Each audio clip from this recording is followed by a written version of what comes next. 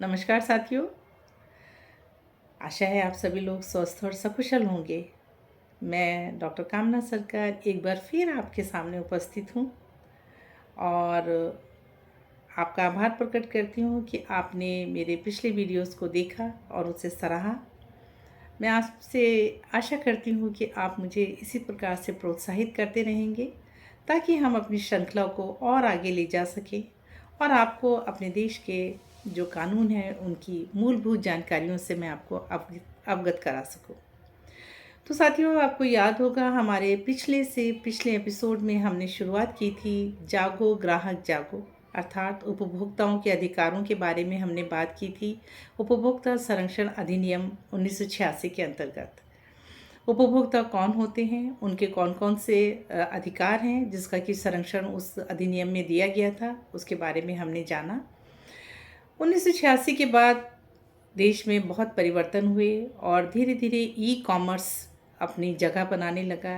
Retail business through electronic media ने जोर पकड़ा और आज की डेट में तो स्थिति ये हो गई है कि घर बैठे ही लोगों को अपना मनपसंद प्रोडक्ट या अपनी मनपसंद सर्विसेज मिलने लगी हैं, उचित मूल्य पे मिल रही हैं। इसलिए उन अपने समय का इतना उनको बचत हो रही है। इन सब चीज़ों को देखते हुए ये ज़रूरत महसूस की गई कि इन गतिविधियों को भी उस संरक्षण अधिनियम में जगह दी जाए, उसमें शामिल किया जाए, ताकि अगर उपभोक्ता के इस अधिकारों को अगर कोई कहीं पे नुकसान पहुंचता है तो उसके लिए भी उचित प्रबंध इस तरीके के अधिनियम में होना चाहिए।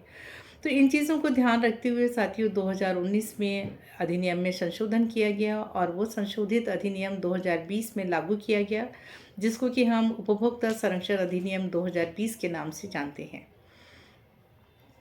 2020 के अधिनियम में ई एक्टिविटीज़ को शामिल किया, इलेक्ट्रॉनिक एक्टिविटीज़ को शामिल किया गया।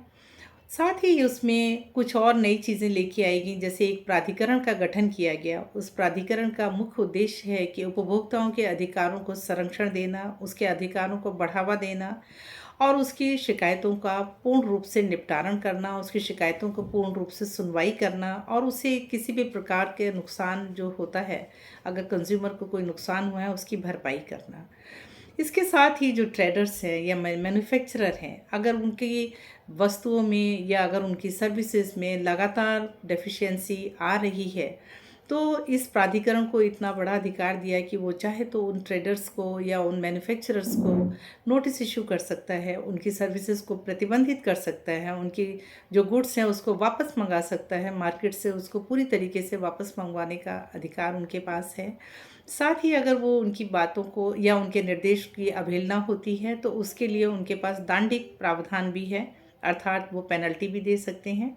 उस तरीके के मैन्युफैक्चरर और इस तरीके के सर्विस प्रोवाइडर्स को वो पेनल्टी भी दे सकते हैं। आर्थिक पेनल्टी के साथ साथ उनको जेल में भी भेजने का प्रावधान इस कानून के अंतर्गत में किया गया है।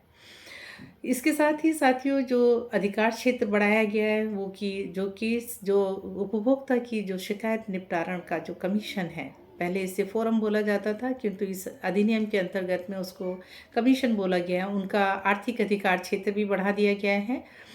तो हम सभी देखते हैं कि 2086 का जो अधिनियम 2020 में जो आया है वो बहुत सी नई चीज़ों को लेके आया है जो कि उपभोक्ताओं के हित में है और इन्हीं नई जो इसमें संशोधन हुए हैं, नए अधिकारों का इसमें समावेश किया गया है, नई चीज़ें लेके आई गई। इसके बारे में हमारे नेक्स्ट वीडियो में हम जिक्र करेंगे। तब तक के लिए नमस्कार, धन्यवाद।